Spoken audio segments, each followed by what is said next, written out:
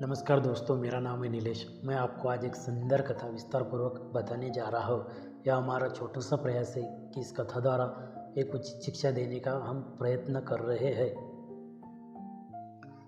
ये उन दिनों की बात है जब एक लड़का और उसके पापा में हमेशा अनबन होती रहती थी। आज तो दोनों का झगड़ा अपनी चरम सीमा पर था, क्योंकि आज पिता ने जो किया था वह इसके पहले कभी नहीं किया था।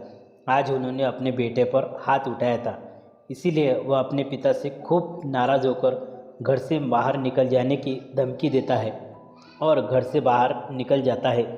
थोड़ी देर बाद उसे दिखता है कि दादाजी उसके पीछे पीछे आ रहे हैं। दादाजी को देखकर वह लड़का रुक जाता है और अपनी परेशानी वह लड़का अपने दादाजी को बताता है। दादाजी शांत रहते हैं और उसे एक नज़दीक के कॉफ़ी शॉप में लेके जाते हैं। थोड़ी देर बाद कॉफ़ी पीते पीते वह एक डायरी उस लड़के को देते हैं और लड़के को कहते हैं कि बेटा, आज इस डायरी को तू मन लगाकर पढ़ना और घर में पढ़ना, ताकि तुझे अपने पिताजी से जो भी नाराज़ी है वो तेरी निकल जाए। रात में वह लड़का जब घर पर होता है तो वह अपनी रूम में जाकर वह डायरी खोलता है। वह डायरी का पहला पन्ना खोलता है तो उसमें उसका नाम क्या रखना है इसके बारे में उसके माता पिता सोचते हैं और उसका क्या नाम रखना है इस पर उनकी चर्चा लिखी हुई होती है। धीरे धीरे पन्ने पलटते हैं और हर एक पन्ने पर सिर्फ उसी के जिक्र होता है।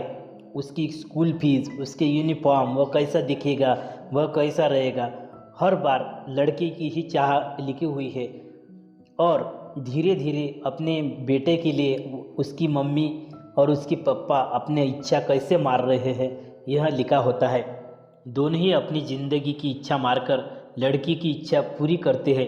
अब डायरी के पन्ने धीरे धीरे वह पलटकर आखिरी पन्ने पर आता है। उसमें उसकी आज जो बाइक लेने की इच्छा थी उसे पापा अपने पूरा घर बेचकर पूरी करने वाले थे।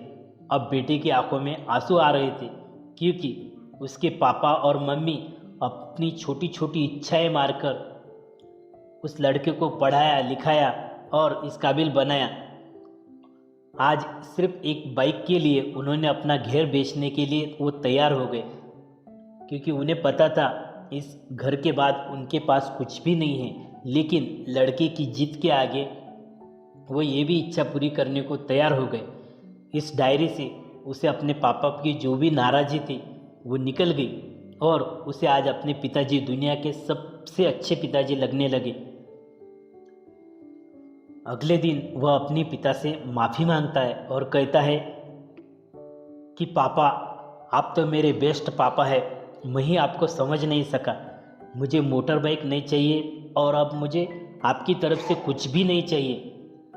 मैं अब जब कमाऊंगा तो ही मैं मेरी चीज़ें पूरी लूँगा। आज से मैं आपकी तरफ से कुछ भी नहीं मांगूंगा। पिताजी, आप है यही मेरे लिए स्वर्ग का सुख है, आप ही मेरे ईश्वर है। इस कहानी से हमें शिक्षा मिलती है कि अपने माता पिता पर हमें कभी भी नाराज़गी नहीं जतानी चाहिए, क्योंकि हर माता पिता अपनी इच्छाएं मारकर बच्चों की इच्छाएं पूरी करते हैं। इसीलिए अपनी माता पिता की हमेशा इज्जत करनी चाहिए। Thank you. एक नई कहानी के साथ मिलते हैं ठीक शाम 7 बजे। हमारी कथा अच्छी लगे तो हमारे चैनल को लाइक कीजिए, शेयर कीजिए और बेल आइकन दबाकर सब्सक्राइब कीजिए, ताकि हमारे आने वाली जो भी वीडियो है वो आप तक सरलता से पहुंच जाए। तब तक के लिए शुक्रिया। सुरक्षित रहे, आबाद रहे। Thank you.